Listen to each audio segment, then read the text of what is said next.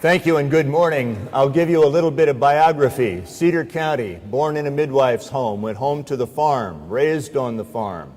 Had dirt of Nebraska and Cedar County soil under my fingers and in my ears for 17 years, and whenever I could after that. Talked to my brother who farms there this morning. Coleridge High School, it is no more. It's merged with Laurel now.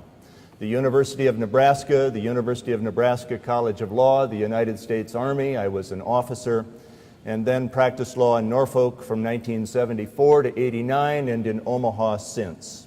Along the way, I started some businesses, including 3 retail businesses in shopping centers.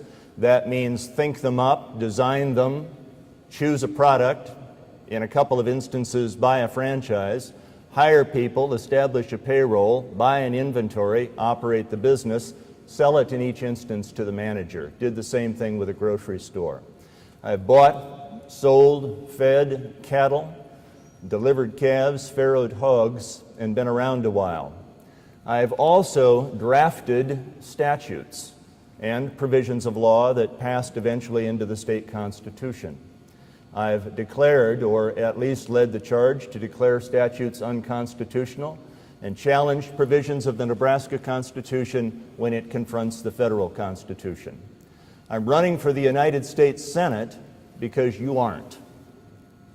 And like you for a long time, I suspect, I've said we really need to have people who aren't interested in a political agenda and who are interested in the welfare of the United States first and Nebraska second, because the United States created Nebraska, serve as candidates for public office. Last October, the government of the United States was shut down. I knew that the United States Senator to be elected has to take an oath, and that oath is to protect and defend the Constitution of this country. That cannot be done by being so partisan and so one-minded and so single-purposed as to support an effort to shut down the very government that Constitution creates. I stand against that proposition. I stand against the proposition that we should reward the bankers who brought us 2008 management and control of our Social Security system. That system belongs as it is in the hands of the government. It is not at risk. There are easy ways to fix it. We started to tax it 20 years ago, and when we did that, we reduced benefits and took the money we taxed and put them in the general treasury, robbing the trust fund. And no politician is talking about that consequence. I oppose making Medicare a voucher system. I'm not willing to tell my father, who farmed all his life, that when he runs out of vouchers, he can't go to the dermatologist anymore for more sunspots. And I'm unwilling to say that to your father, too. I'm a veteran. I won't balance the checkbook of the United States on the backs of people who have served or are serving. They made a deal with us and we with them. They've kept their promise, or they're keeping it, and we keep ours. If we made a bad deal, we change it for the future. We don't conduct ourselves like a bad Nebraska farmer who contracts to sell his corn at $6 in the spring and doesn't deliver because the market moves his way.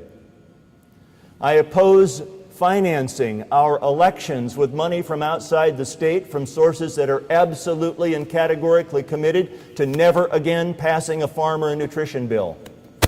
And I am certain the people of Nebraska agree with me on those points. I want to spend my last few minutes reflecting first that once upon a time, for a Chamber of Commerce, I was asked to be the spokesman to make an All-America City presentation. It went well. And to recall that then, like now, I realized that the one thing that is essential to commerce is that we make this decision. Shall we have commerce by market domination and too few players, or commerce by vibrant and effective markets with many, many, many players? Our overly concentrated market structure in the United States builds barriers to entry that adversely affect almost every person in this room. I've privately enforced antitrust laws.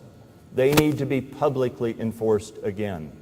Market vibrance cannot return with a concentrated banking system and a system of market dominance that doesn't allow you and I and each of us to participate equally.